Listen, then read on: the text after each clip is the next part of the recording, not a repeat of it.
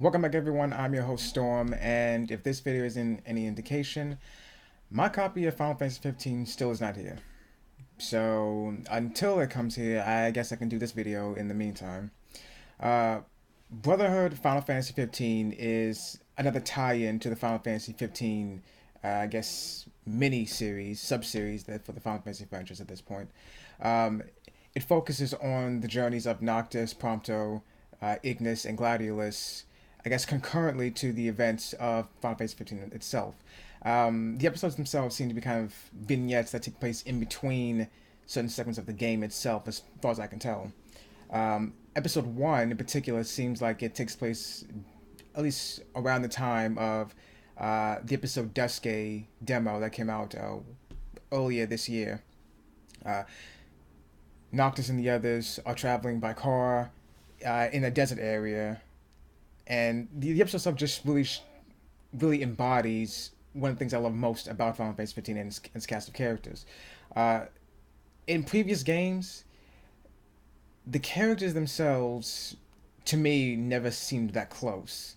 Other than love interests in like Final Fantasy 4 or 7, 8, and whichever ones, um, the characters never seemed that close to me. But one of the things I loved about Final Fantasy Versus 13 and Final Fantasy 15, as it is now, the relationships between the four central characters, as the anime series implies, they act like brothers. They've known each other almost their entire lives, and they've been friends for years and years and years. So when they say things to each other, when how they act with each other, just really embodies that kinship between them, which we don't really see in past Final Fantasy games. In the past games, they've always been just kind of together because of circumstance, but in 15, they're together because they want to be. You know, obviously Noctis and the others are journeying because they have to. They had to escape the city uh, prior to Niflheim's invasion. Uh, but again, they're sticking together because of their friendships and because they want to all work together to go back and reclaim the lost city. So, episode 1 of Brotherhood Final Fantasy 15 opens up with a flashback of the of one of the four fiends, Merilith, attacking and apparently killing Noctis's mother and gravely injuring him. If you've seen uh, Kingsglaive, you'll notice that in the beginning of the movie, with that flashback, Noctis was in a wheelchair. He was some sort of injury that occurred to him, and apparently Brotherhood shows us what that injury was. When he was younger, Noctis and his mother were attacked by Merilith.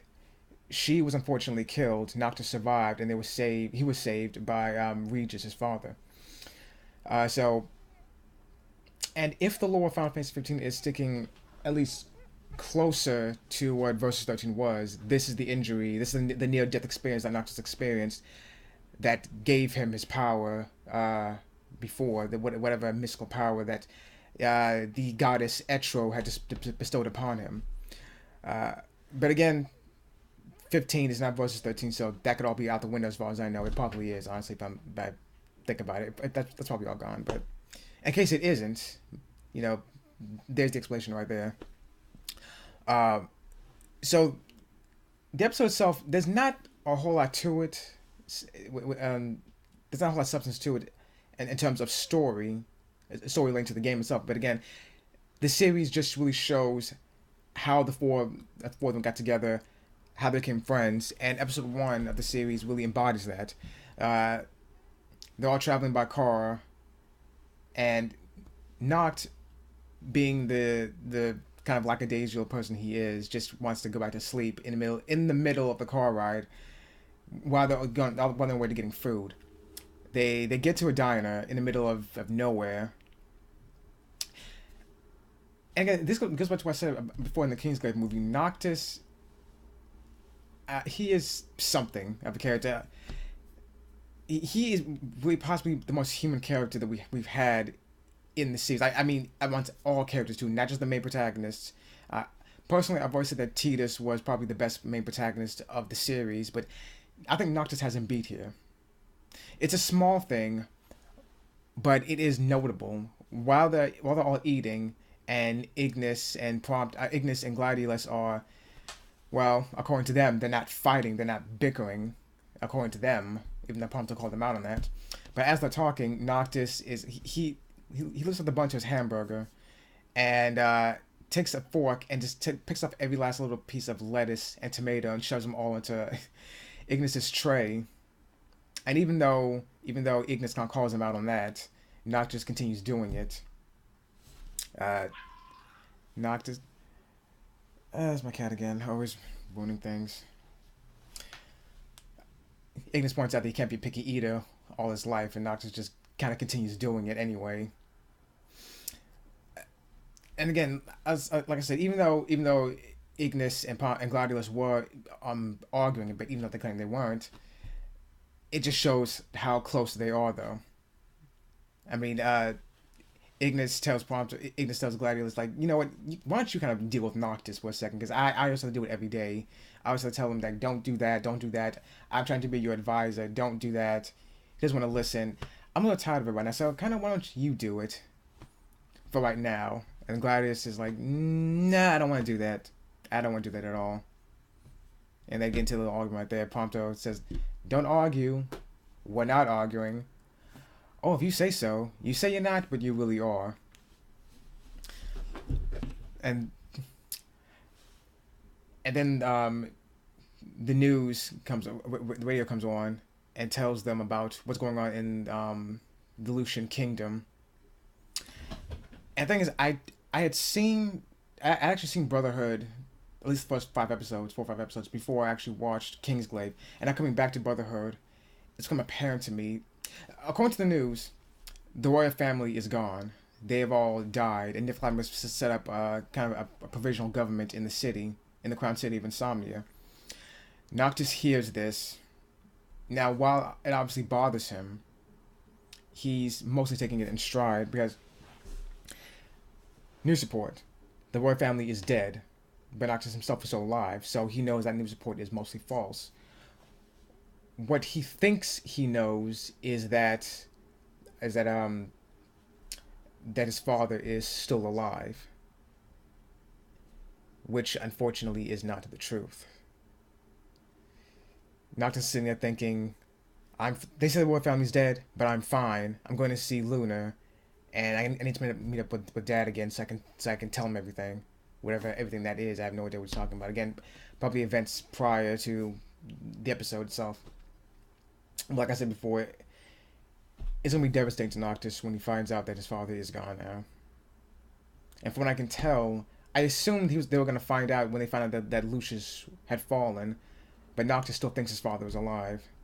So at this point, I'm guessing that Noctis won't find out that his father's gone, so maybe they head back to Insomnia.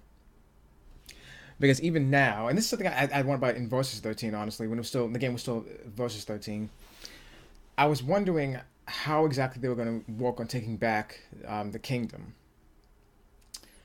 Even now, in Brotherhood, they're still not sure about it. They're still not sure how they can go and reclaim the kingdom from an entire empire.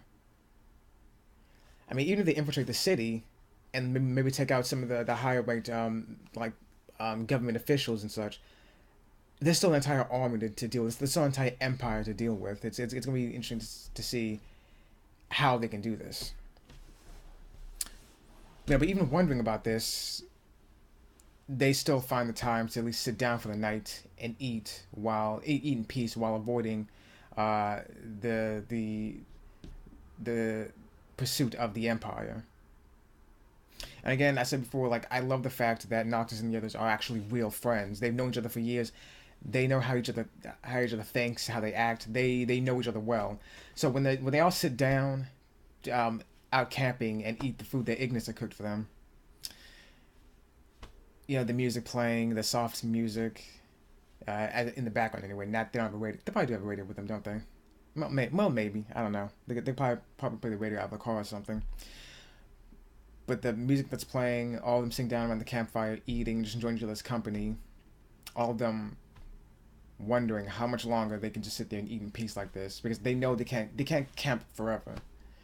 They can't go on the run forever. At some point, they have to go back and try to fix things in the Lucian Kingdom. And when Gladius brought this up, like how long they can actually do all that, it kind of struck a chord with Prompto. Um, I remember a long time ago, Tetsuya Nomura had noted that he stated that Prompto, in some ways, feels inferior to Noctis and the others because he's not of noble or royal blood. He's a commoner who somehow was able to become friends with Noctis, and they do go on that in the next episode of the series. Now I will come back to that when I talk about that episode. Uh, Prompto, he's not from the upper crust society of the Lucian Kingdom. He's just a middle class guy who kind of finagled his way into Noctis' inner circle. Uh, and the idea that at some point their journeys and friendships, well, not the friendship itself, obviously, they were friends before all this happened, but the journey itself will come to an end at some point.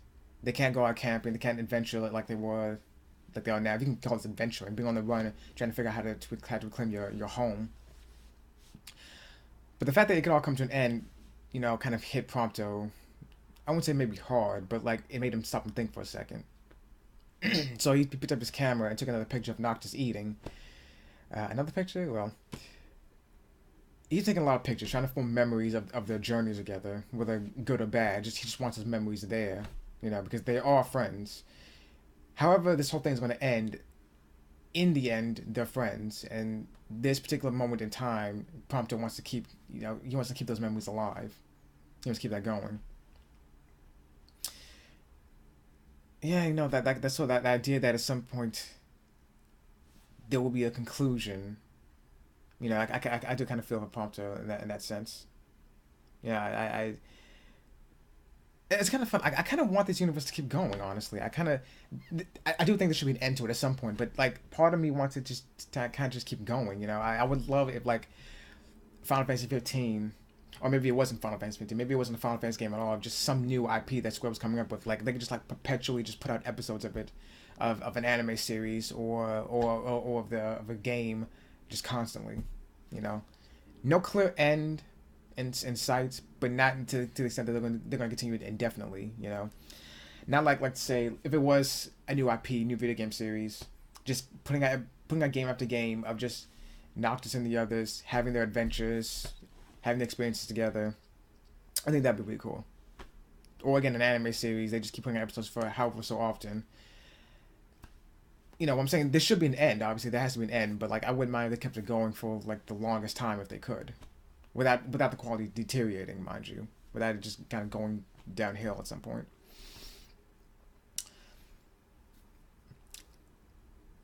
I'm interested to know though. Again, this is back doing when it was Versus 13. Obviously, things have changed now, but I remember Tetsuya Nomura commenting that Prompto was actually kind of a bad influence on Noctis. How that is exactly, we'll see. I doubt it's his commoner status that is the bad influence. Obviously not, because if that were the case, I think Regis would have said something about that and probably forced Noctis to stop being friends with Prompto. And obviously that's not the case, because they are still friends after all this time. But Prompto is supposedly a bad influence. We'll see. As far as I can tell, that's not the case anymore.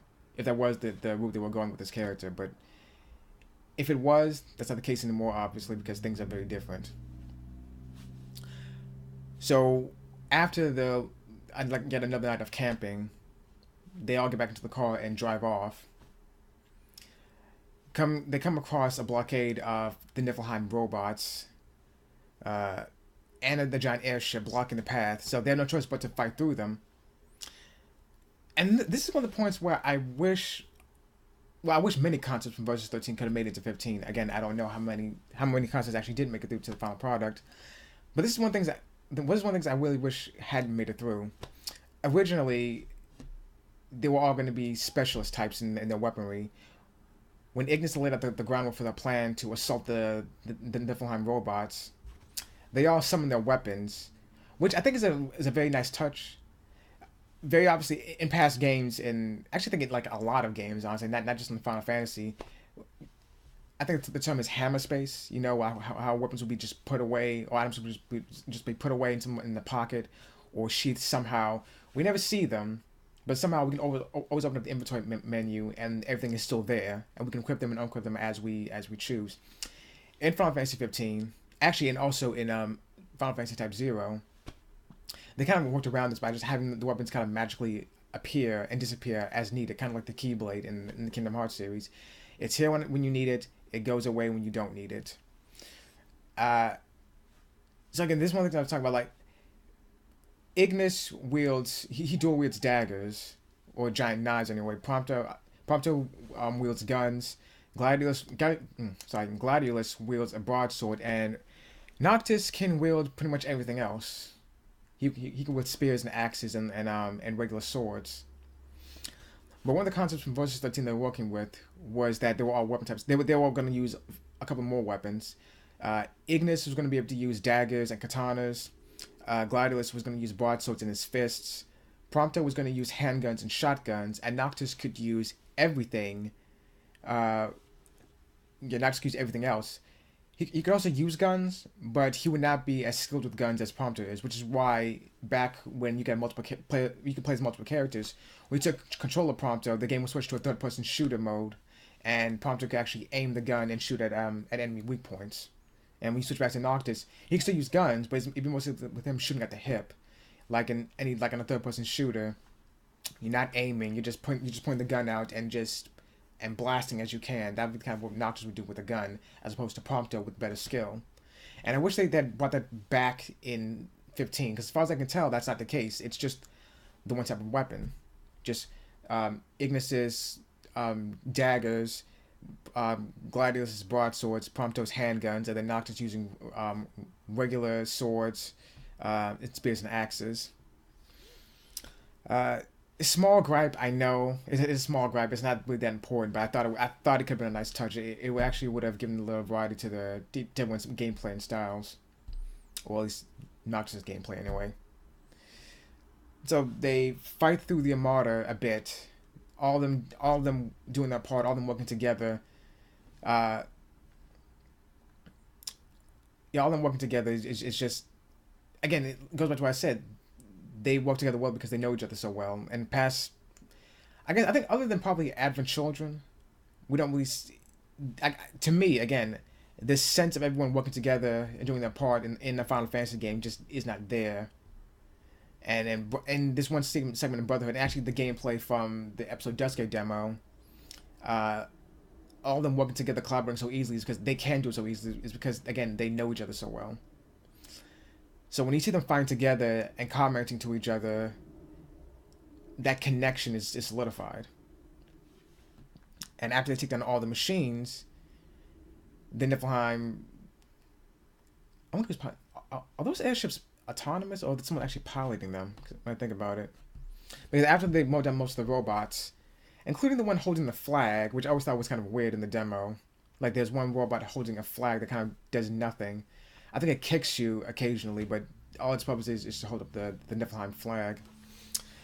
But anyway, one of the other airships sends out a giant crate with a monster inside of it. It opens up, and lo and behold, Merilith returns. One of the four fiends, the fiend of fire in this case. Noctis sees Merilith and becomes enraged and runs at the beast, tries to attack it. And this goes back to Noctis' characterization that although he knows his place in the kingdom, although he wants to serve his kingdom as well as he can, he's overconfident a lot. Not to the point where he's arrogant, but to the kind of point where it's a bit detrimental. He's overconfident in the sense that he wants to serve his kingdom, wants to do everything he can. He knows that he can, but he rushes into situations too quickly. Like in this case, rather than trying to form a battle plan with Ignis, who is the strategist of the group, Noctis lunges forward at Merilith, trying to attack her all on his own. Despite the fact that earlier on in the episode, he even said that when they were camping, he even said that he would never be able to make it that far without the help of his friends. And despite their help before and that help just a second ago, Noctis decides that he wants to attack Merilith by himself. How that ended, I've got no idea because that's where the episode ends itself. Even though Ignis and the others are warning him to stay back, Noctis goes. Merilith readies herself for a counterattack, and the episode ends. And I'm hoping she'll be a boss in the game, though. That'd be so cool to bring back the four. If they're gonna bring back Merilith, they have to bring back all the four fiends. Because I want to fight. The way 15's gameplay is, I want to fight all four of them, rather. There's four. There's no fifth fiend, but the fifth. Well, no, there's no fourth fiend. I'm sorry, there's no fifth fiend. I'm thinking of Final Fantasy 1, where there was someone controlling them. Spoiler alert. Sorry. But then again, they do have. What's supposed to be? If they have Chaos somehow as a bonus boss, as an optional boss, that'd be pretty cool. But if they have Merilith, I want to have Tiamat and Kraken and Lich as well. I want to have all four of them together in four separate fights, mind you, not all at the same goddamn time. Because do recall, for those who have played the Final Fantasy games, at least a bit anyway, maybe not as extensively as I have, Merilith is this six-armed snake-like thing, and Lich is a zombie. Kraken is some sort of humanoid octopus, and Tiamat is a multi-headed hydra. So, individually, yes, not all at the same time, unless there's some sort of sequence where you can fight all of them at once, which still no. I still want to fight them all at once. Like unless, well, okay, well, I'm basing those off the demo again. I guess there's magic, there are super attacks, I guess, and summons can get in the game. Well, we'll see. I'll maybe I'll change my mind once I get the actual game, and I can, have everything that the game offers as well, rather than the demo, which cut a bunch of stuff out because it's a demo after all. It's not gonna have too much into it. But yeah, I want to see all four things. I want to know how that fight ended. Very obviously, it ended in their favor. But again, the episode cuts off there, and then episode 2 starts, and we know nothing about what happened there. So, if you really want to get an idea of like the relationship between Noctis and Ignis and Gladiolus and Prompto, I think Brotherhood is a very good place to start. Again, like I said, I watched Brotherhood before I saw Kingsley, and then I'm coming back to Brotherhood, and it's that stuff is kind of clicking together for me, going back and forth like this. It's definitely a great place to start, I think, if you want to get into get the idea in your head of like how the Final Fantasy 15 universe works. Or I'm just gonna call it the Versus Epic. I think that's a much better name. The Versus Epic, I'm gonna call it. If you wanna know how that universe works, then Brotherhood is the best place to start. If you want to go in like completely uninitiated, I suppose, and I guess I'd say stay away from anything that was Versus 13. But yeah, Brotherhood was awesome. I'm definitely gonna go back and watch the rest of the episodes again before the goddamn game gets here. Fuck. So that's it. That's my thoughts. Yeah, I'll talk to you guys later.